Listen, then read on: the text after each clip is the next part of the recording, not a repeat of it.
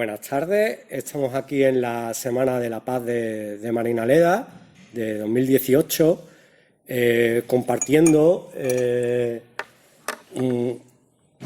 una tertulia, unas impresiones con el doctor en Sociología, José Antonio Ejido, autor del libro Siria es el centro del mundo, con el fin de que, de tener otra visión diferente a la que nos cuentan los medios de comunicación sobre el conflicto sirio o la guerra en Siria. Es decir, no es lo mismo utilizar una palabra que otra, ¿no?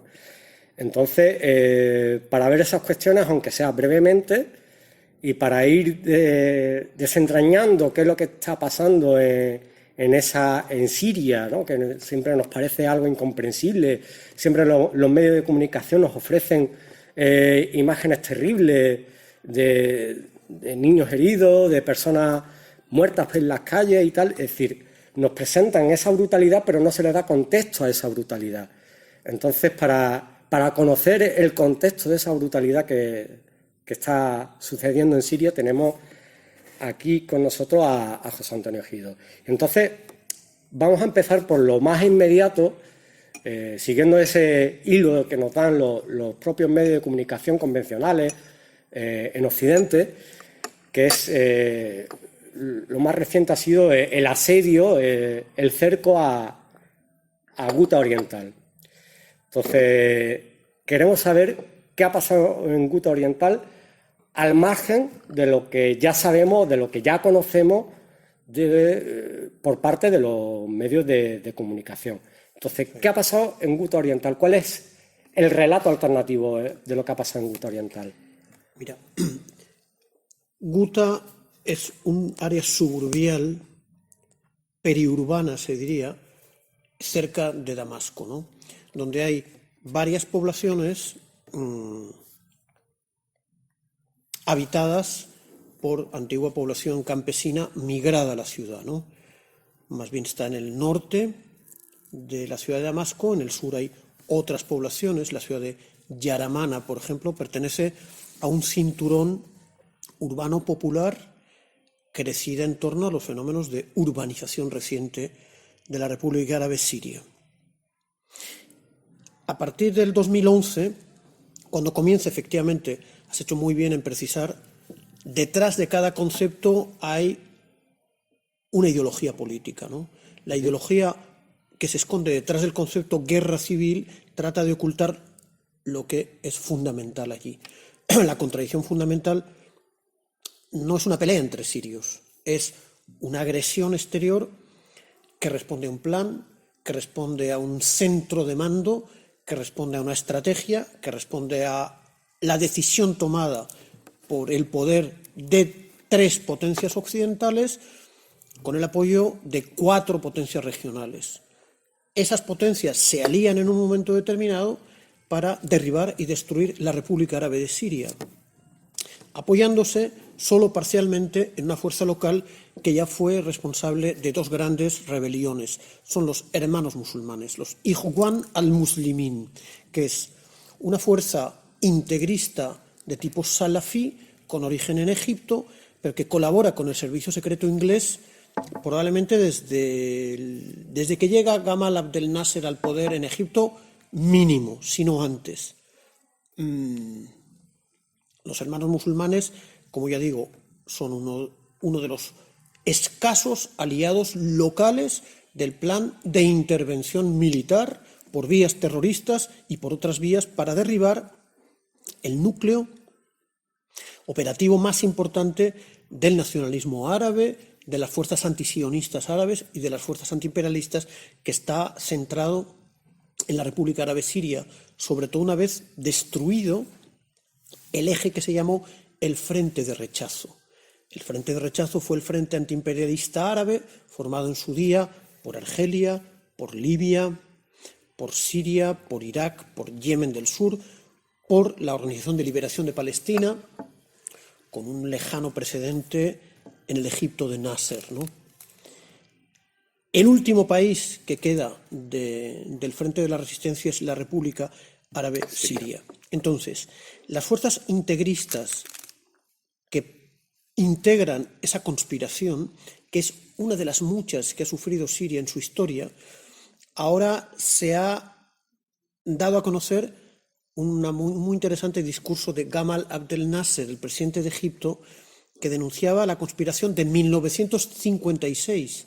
Yo descubrí un documento, no era un documento secreto, está disponible, solo que llegó a mis manos, un documento de 1957, en la que el jefe de la CIA para esa región, que por cierto era sobrino de Eisenhower y que es el cerebro del derrocamiento del presidente Mossadegh de Irán por razones petroleras, ese señor, Eisenhower sobrino, ya planteaba asesinar a los 3 líderes más importantes de Siria de 1957.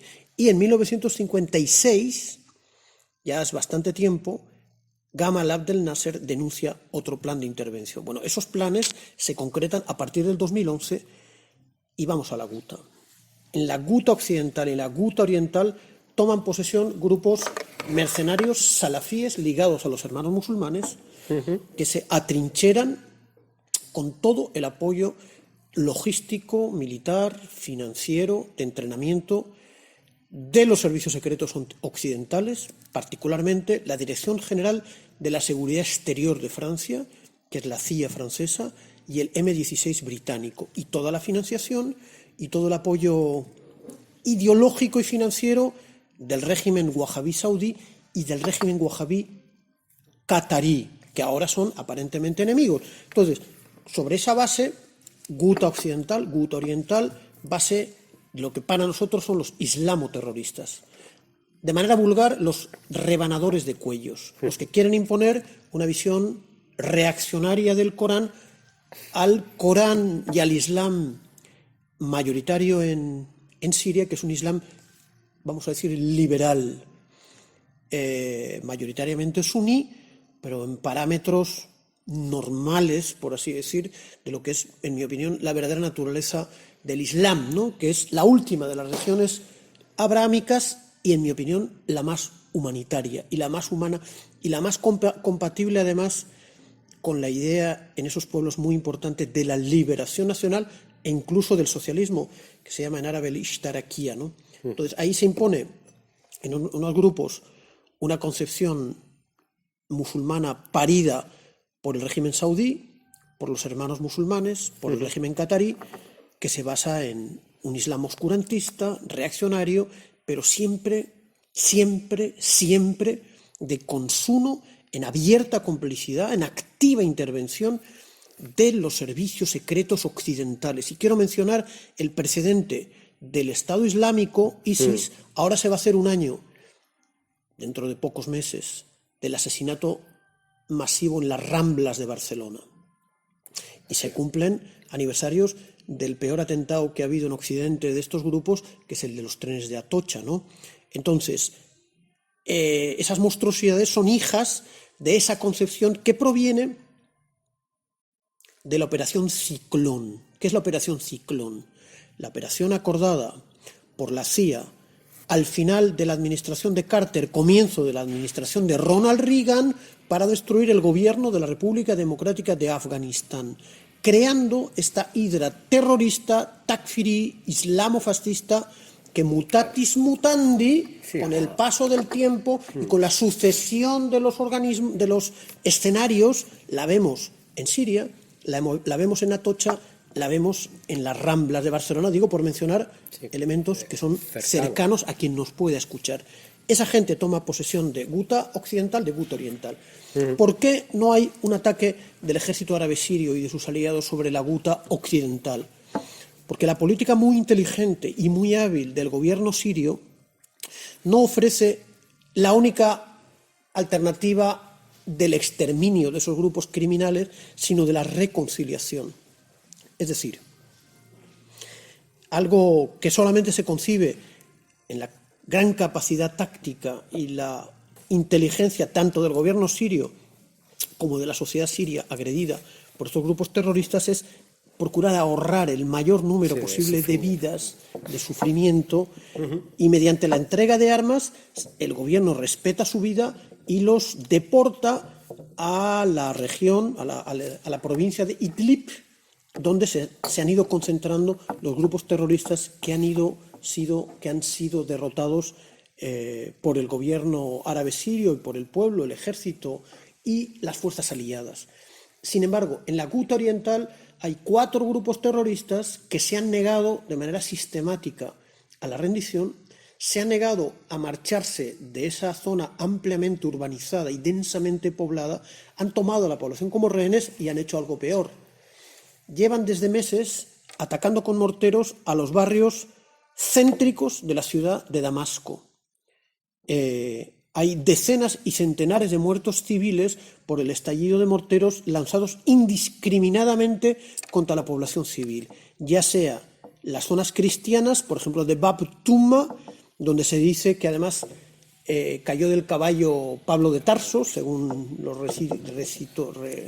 relatos bíblicos. Ahora que hablamos de relatos, también la Biblia es todo un relato, y han bombardeado también la zona drusa iraquí cristiana de Yaramana o de Jaramana, ¿no?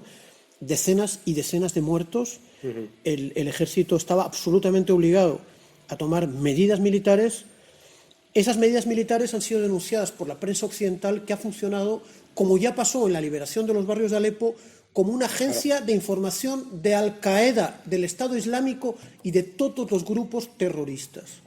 Entonces, han deformado brutalmente la realidad, han presentado a la víctima, que es el pueblo sirio y el gobierno sirio, como el verdugo de los grupos terroristas, que es realmente el verdugo de la población, procurando evitar toda protesta por parte de estas sociedades que son rehenes de estos gobiernos de la OTAN, que están totalmente implicados en la táctica de derribar, de derrocar por todos los medios posibles, ya desde el 2011, al gobierno legítimo de Siria, y por derrocar al pueblo de Siria y por hacer de Siria lo que es hoy Irak, Libia y Afganistán, que no es más que un montón de muertos para un nido de terroristas, lo que es Kosovo, lo que es Bosnia y Herzegovina. Por todos los sitios donde ha pasado la OTAN no ha quedado más que ruinas, desastre social, terrorismo a gran escala, y luego la gente tiene que poner los muertos. Y lamentablemente nuestra población no sabe que el responsable de Atocha y el responsable de las Ramblas está en los gobiernos occidentales. Ni está en el Corán, ni está en la naturaleza supuestamente diabólica, ni de los árabes, ni de los musulmanes. Está más cerca, está en un designio de dominio, de recolonizar esos pueblos, de destruir sus gobiernos revolucionarios y antiimperialistas. Entonces, la Ghouta oriental ya han sido derrotados esos grupos criminales que se han atrincherado detrás de la población. Hay una carga de sufrimiento enorme. La responsabilidad es absolutamente de los financistas, de los instructores, de los jefes políticos y militares de esos grupos terroristas que han sido derrotados, y de manera magnánima el gobierno sirio, en función del acuerdo que han tenido con ellos, a una parte de ellos los estaba enviando ahora mismo a Idlib, donde nos veremos, donde el gobierno sirio terminará de ajustar cuentas con esos grupos criminales, salvo que se produzca su rendición completa, ¿no? Vale. Entonces tenemos ya caracterizado también a los que la prensa occidental llama como rebeldes. Tenemos incluso los motivos, que es la recolonización del Medio Oriente, en concreto en este caso Siria, como antes fue Irak, como antes también Libia. Entonces nos gustaría saber en concreto también otro punto, digamos, de polémica, y que no siempre los medios de comunicación en Occidente nos dejan claro, cuál es el papel que está desempeñando Rusia, en concreto en esta guerra, en este conflicto. Hay varias cosas importantes a decir en torno a Rusia. Lo primero, Rusia no es una superpotencia equiparable a los Estados Unidos de Norteamérica. Los Estados Unidos de Norteamérica tienen entre 900 y 1000 bases militares, algunas con capacidad nuclear, en los 5 continentes de nuestro planeta, y yo creo que incluso en el espacio exterior. Rusia tiene 2 bases militares en Siria. Ahí termina su capacidad internacional, ¿no? Rusia perteneció a una gran potencia muy superior a ella, que era la Unión Soviética, a la que pertenecían Rusia y 15 repúblicas socialistas más. pero no es el caso de la Rusia actual. Se habla también, para tratar de desmerecer la generosa actuación de la Federación Rusa allí, de los intereses de Rusia. ¿Cuáles son los intereses de Rusia? Rusia, después de la década de los 90, se ha percatado que al imperialismo norteamericano y occidental no le es suficiente la destrucción del socialismo soviético. El interés es destruir la Federación Rusa, desmembrar la Federación Rusa, recolonizar o colonizar ese territorio, aprovecharse de sus ingentes recursos naturales y hacer de Rusia una zona de conquista. Es decir, es un sueño como napoleónico, hitleriano de los tiempos modernos. Y tuvo que hacer en su cuerpo, ¿no?, en su sufrimiento, la experiencia terrible de lo que fue el gobierno de Yeltsin. Yeltsin era un tipo que respondía a los intereses de la Agencia Central de Inteligencia norteamericana, y Rusia conoció una hecatombe social, económica, cultural, civilizacional. La población rusa entró en una espiral de decrecimiento mientras se destruía la industria, la capacidad económica, la suma de destrucción de vidas causada por la liquidación de la sanidad pública, del auge de la criminalidad y del paro, llevó a que fuese más la tasa de mortalidad que la de natalidad de Rusia. Entonces Rusia ha entrado en una dinámica de defensa. Ha conocido lo que es estos grupos terroristas islamofascistas que aquí los gobiernos occidentales, la policía, los medios llaman yihadistas. Yo creo que no hay que llamarlos yihadistas, luego tal vez puedo explicar por qué. Yo les llamo takfiríes o islamofascistas, que actuaron en el norte del Cáucaso. En las repúblicas federales rusas, Dagestán y Chechenia sobre todo, esos grupos terroristas, nosotros conocimos, ¿te acuerdas, Antón?, la escuela de Beslan, sí, aquella tragedia tan horrible. Perfectamente, sí. Esto fue el designio, ¿no?, la puesta en acción por parte de los servicios occidentales de esos grupos terroristas que buscaban desestabilizar ya la Rusia capitalista y colonizarla. Entonces Rusia ha optado por autodefenderse en las líneas de Siria, porque si Siria cae, sabe Rusia que volverá a enfrentar un mismo escenario en Chechenia o en Dagestán y terminará por defenderse, como el año 41, en Moscú, frente a la desestabilización occidental. O sea que Rusia actúa por compromiso solidario con Siria, pero interviene por su autodefensa, sí, por frenar la hidra terrorista puesto en marcha por la CIA, por la DGC francesa, por el M16 con financiación saudí y catarí, y la intervención del MIT turco cuando ésta se produce, que a veces se produce. Y José Antonio, ¿cómo era Siria, cómo era la sociedad siria antes de la guerra, antes del conflicto? Mira, antes de 2011. Hay en la calle Easo de San Sebastián, hay una agencia de viajes a la que alguna vez he comprado un billete de avión, y hay una joven allí que vende los billetes a la que no tengo yo mayor relación. Ella recuerda los relatos de los clientes suyos turistas que viajaron a la Siria de antes y empieza a llorar. O sea, le produce tanta impresión los relatos de la Siria maravillosa, hospitalaria, multicultural, de una increíble belleza, de una increíble calidad humana que recibía a esos clientes de esta agencia de viajes de la ciudad de San Sebastián, ¿no? Esto, el contraste con la Siria actual destruida por la agresión imperialista, sionista y reaccionaria, con la Siria floreciente, es absolutamente dramático, ¿no? Siria es y era y sigue siendo uno de los grandes orígenes de la civilización moderna. Era, por cierto, un país que regó de civilización hace 3000 años Andalucía, sí, a través de los fenicios, luego correcto, a través de los cartagineses, luego a partir del califato neo-omeya, y que ha seguido regando con los chicos que ha enviado a hacerse cirujanos y médicos. Entonces era el país árabe más exitoso, el más desarrollado, donde con más éxito funcionó el socialismo árabe, sobre todo en el gobierno de Hafez al-Assad, construyendo una economía diversificada, una agricultura próspera, empezando a desarrollar la industria petrolera, pero no centrándose solamente en el petróleo. Una Siria en la que convivía una mayoría musulmana suní, con una diversidad católica, cristiana, que asombra a los que hemos nacido en el Reino de España o en la dictadura de Franco, donde había derecho a una única religión y a una única iglesia, que era la Santa Madre de la Iglesia Apostólica Romana y no sé cuántas cosas más. Allá cada uno de los concilios que fue llevando la cristiandad llevaba a que los disidentes tuviesen asiento legal dentro de la sociedad siria, ¿no? Entonces, como el cristianismo es una religión siria, no viene ni de Roma ni del Pilar de Zaragoza, no, viene de Siria.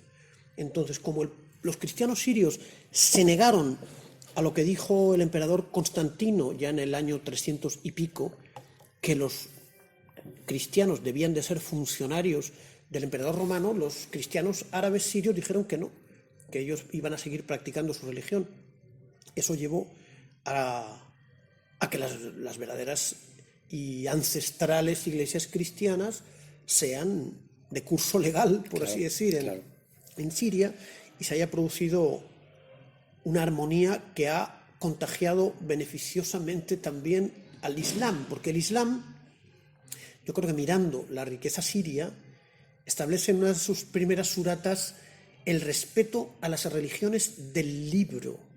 Entonces, lo particular es que el Islam, el verdadero Islam, no el takfirí, wahhabí, salafí, que eso hay que mirarlo en Langley más que en la Meca y en Medina. Langley es la sede de la CIA, para quien no sepa.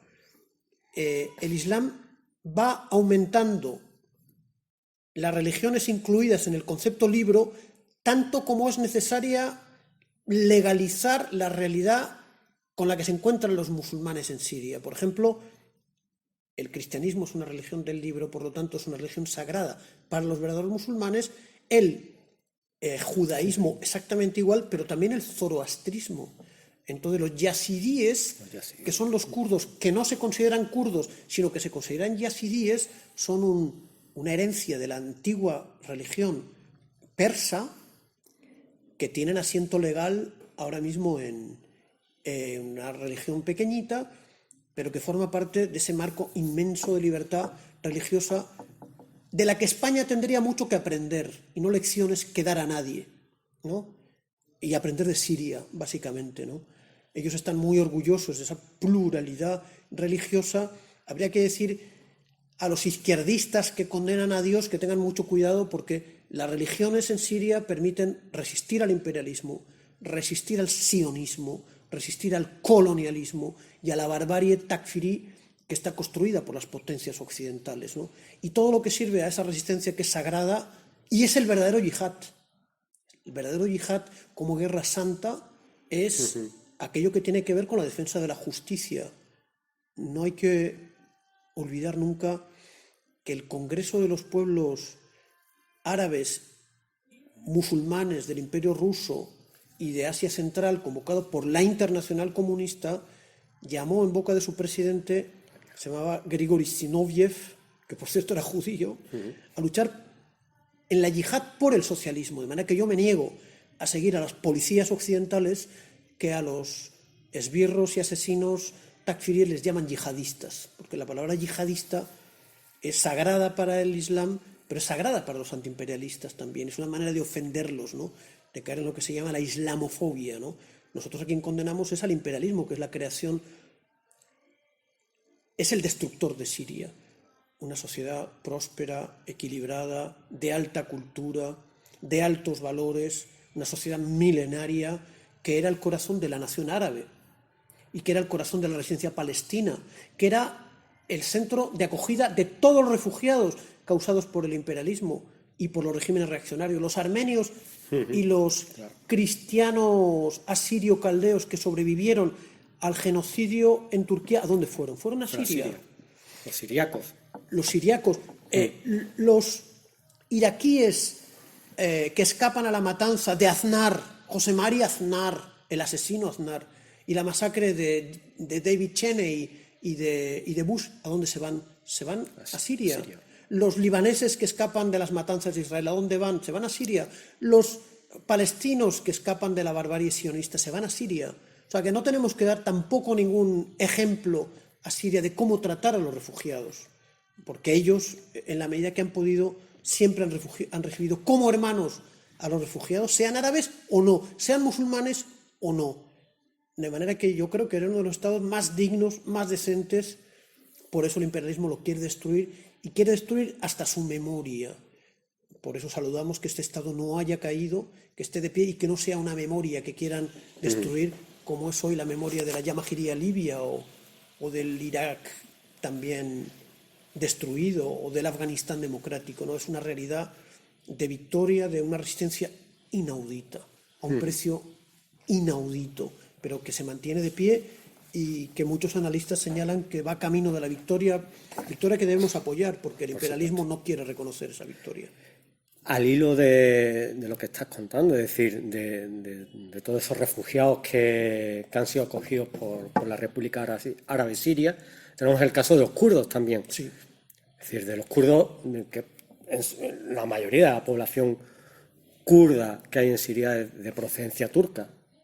Entonces, hilando con esa realidad, ¿qué situación ahora hay tras la invasión turca, tras la toma turca de la ciudad de Afrin o de la región de Afrin? ¿Qué se prevé? Porque Erdogan parece que quiere seguir para adelante, parece que también las tropas kurdas y sus aliados, el ejército sirio libre y grupos turcomanos, parece que también quieren avanzar hacia el norte de Irak. Entonces, ¿qué puede ocurrir ahí? Primero, hay de los países donde hay una presencia kurda, el que tiene menos presencia kurda es Siria, ¿no? Correcto. Hay una presencia, la más numerosa es Turquía. Ahí se habla de 10, 15 millones de habitantes de etnia y de lengua kurda. Luego está Irak, que tiene una minoría muy grande, más del 20% de la población. La capital Sulaymanía, otra capital es Arbil, hay una zona en disputa que es Kirkuk. Bueno, dentro de la población kurdo-siria, la fuerza política dominante está vinculada al PKK por una razón.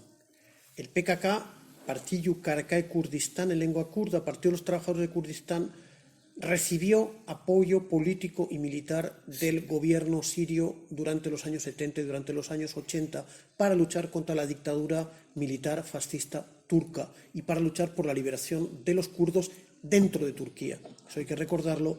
Algunas personas sin información que acusan al gobierno sirio de tener una actitud antikurda. Tuvo una actitud tan pro-kurda que la fuerza política más importante, que se llama PYD, es una filial del PKK. Correcto. Porque el PKK tiene raíces en Siria gracias al apoyo del gobierno del Baas árabe socialista, que llegó a mantener campos de entrenamiento militar en el Valle de la Bekaa de esta organización, del PKK, junto con organizaciones revolucionarias turcas y palestinas, para impulsar el gran proyecto sirio que es la Revolución de Liberación Nacional de Oriente Medio, y no solo de los árabes, sino también de todos los pueblos hermanos de Oriente Medio.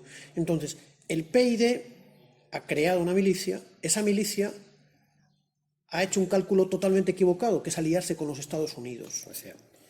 Entonces, no ha dado ningún resultado, pero ha ofrecido a los Estados Unidos una excusa para instalarse en la región del noreste de Siria, desde Manbij más o menos hasta Kamishli, en la frontera entre Turquía y Siria. Cuando Erdogan amenaza con invadir la parte de la provincia de Alepo de presencia del PYD, que es la región de Afrin, el PYD se niega a una propuesta que le hace tanto Siria como Rusia, de una acción común sobre la base del reconocimiento pleno de la soberanía de Siria sobre el territorio de Siria. Y además escuchando que la nueva teoría enarbolada por este movimiento kurdo es el confederalismo democrático, que no niega la soberanía siria y la existencia de los estados, máxime del Estado democrático y revolucionario como es la República Árabe Siria. Sin embargo, estas fuerzas kurdas, PYD y su milicia YPG, se negó a aceptar este ofrecimiento, pensando seguramente que los Estados Unidos les iban a apoyar. Pero los Estados Unidos tienen una alianza mucho más estrecha con la Turquía de la OTAN, por más contradicciones que haya o que suponemos que hay. Eso ha significado que desde el 20 de enero hasta el momento de la toma de Afrin, que es hace pocos días, se ha perdido mucho tiempo que ha sido aprovechado por el ejército turco de la OTAN y por sus milicias terroristas de Al-Qaeda, porque el ejército sirio libre está montado por los terroristas de Al-Qaeda, del Estado Islámico y todos los hermanos musulmanes y demás grupos criminales que se demuestran que no son ni ejército, ni sirio, ni libre. Son una fuerza de mercenarios, de cortadores de cabeza, alimentados por la ideología esta criminal del wahabismo, el anti-islam, del wahabismo, del salafismo y del takfirismo. Han tomado Afrin, han creado una situación muy dolorosa porque el nacionalismo reaccionario turco plantea crear una zona tampón turca recuperando territorios que pertenecieron al Imperio Otomano, consolidando la presencia, la pertenencia a Turquía de una región de mayoría árabe siria y de región alawí, que es Antakya, que es la provincia de Hatay, o Alexandret, o Iskanderun, que es la misma región, la misma provincia, que fue entregada por los franceses a Turquía, incorporando a la provincia de Hatay Efrin o Afrin, y además extendiendo la dominación turca y terrorista hasta Manbij, luego Hasaka y luego Kamishli, o Kamishlo, como la dicen en kurdo, ¿no? Pero además, en colusión con las bases norteamericanas. Los norteamericanos han establecido varias bases militares. Se habla, yo he oído una cifra de 2.000 soldados de fuerzas especiales norteamericanas, junto con soldados de la OTAN, probablemente franceses y de otros países de la OTAN, aliados suyos. Británicos. Yo he visto una foto de Alemania para dominar no solo esas zonas de presencia kurda, sino extendiendo la dominación extranjera colonial a zonas en torno a Deir ez-Zor, que tienen mucha reserva petrolífera, de nuevo descubrimiento, ¿no? Y eso crea una situación muy peligrosa, una nueva agresión, una nueva amenaza, un nuevo desafío a la soberanía de Siria y las posibilidades de un choque de escala planetario entre las fuerzas de Rusia y los Estados Unidos y sus aliados, ¿no? Situación extremadamente difícil, y una gran responsabilidad ha sido el análisis sumamente equivocado de los ideólogos y de los estrategas del movimiento kurdo PYD-YPG, ¿no? Que no ha servido para proteger a la población siria de Afrin, que no solo kurda, es multinacional. Hay kurdos que no se llaman a sí mismos kurdos, que son los yazidíes, hay turcómanos, hay árabes y hay armenios. Los armenios que escapan del genocidio, lo mismo que efectivamente una gran parte de los kurdos del norte de Siria provienen de migraciones sucesivas de población kurda de Turquía o del Imperio Otomano. Estoy viendo, hay un análisis muy preciso del nacimiento reciente de la ciudad de Raqqa que ha publicado el Instituto Francés de Oriente Medio en Beirut en lengua francesa.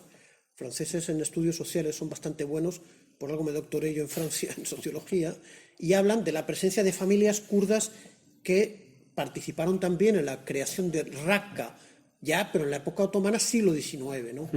Pero en realidad lo predominante ha sido la convivencia pacífica y armoniosa tanto entre pueblos indoeuropeos como los kurdos y los persas y pueblos semitas como los árabes, los arameos y los antiguos hebreos. Lo normal allí ha sido la convivencia, por eso hay esa multiplicidad de lenguas y de religiones. No porque uno se ha impuesto a los demás exterminando, como hacía la Inquisición española, por cierto, que somos tan dados a dar lecciones a todo el mundo, quemar a los judíos, a expulsar a los moriscos. No, allí lo normal era, venga, que son ustedes hermanos y aquí hay sitio para todos, en el respeto de todos.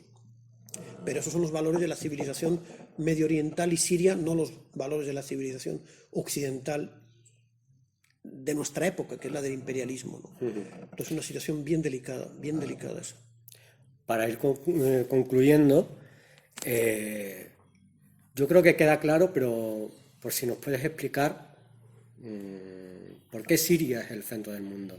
Es decir, por qué a tu libro le pusiste ese título Sí. tan, digamos, tan impactante y tan que digamos que esconde tanto porque dice tanto, ¿no? Es decir, en un momento dado, que es muy significativo ese título. ¿Por qué? Yo diría, mira, antropológicamente ya he dado algunos elementos, Sí. ¿no? La vieja civilización fenicia, el cristianismo como religión siria, el judaísmo como religión siria, el nacimiento del alfabeto y otras cuestiones, ¿no? Pero desde un punto de vista geopolítico y más cercano, diría, desde la caída de la Unión Soviética, desde la invasión de Panamá en 1989, el único país que los norteamericanos han dicho que iban a llevar a la edad de piedra y que iban a producir el cambio de régimen, que es una palabra que pone los pies como escarpias porque está asociada al genocidio de millones de personas, el único país donde los norteamericanos han fracasado es en Siria. Han triunfado en el resto de los países y los muertos se cuentan por millones. Y los desastres se cuentan por millones. No hay que recordar el mercado de esclavos negros que la OTAN ha resucitado en Libia, o el montón de escombros que es el Afganistán, o el desastre que es Costa de Marfil, o qué más vamos a contar, o las consecuencias del gran embargo y las sanciones económicas contra Venezuela. Pero el único país que está resistiendo es Siria. El único país donde se ha destruido la estrategia de dominación es Siria. En primer lugar, por la resistencia heroica del pueblo de Siria en torno a su presidente, que simboliza la sirianidad, la revolución, el arabismo y los valores de esta sociedad. Esa persona es más allá que una persona. La persona es el núcleo central en torno al cual se organiza la resistencia de un pueblo pequeño, de un país pequeño, contra la fuerza desencadenada de las peores potencias bárbaras imperialistas del mundo que jamás ha conocido la humanidad. Pero además, el apoyo generoso de Rusia, de Irán y de Hezbollah ha permitido crear un frente que sigue desbaratando los planes sucesivos que le lanzan a Siria para que jamás encuentre la paz. Las provocaciones de los sionistas, la creación del criminal Estado Islámico o Daesh, la intervención de Turquía, las sanciones de la Unión Europea, etcétera, etcétera, etcétera, etcétera, ¿no? Entonces se ha creado un escudo que es, digamos, la garantía que tenemos de llegar a lo que Chávez llamaba un mundo multipolar. Porque estamos en un mundo en el que unos deciden lo que hay que hacer, que son Estados Unidos y sus lacayos, y los demás lo sufren. Ese mundo terminará en el escenario de Siria. Por eso es el centro de la lucha por un mundo en el que triunfe el derecho internacional, el mundo multipolar, y se ha derrotado esta fuerza monstruosa que es el imperialismo, que es una fase determinada del capitalismo, como dijo un tal Vladimir hace 100 y un poquito de años. Pues muchas gracias por todo y aquí estamos para lo que necesites. Muchas gracias. Lo que necesita Siria es que se cree el movimiento de apoyo a Siria en Andalucía. Eso es lo que necesita Siria, más que yo. Viene de camino, ¿no? Viene de camino.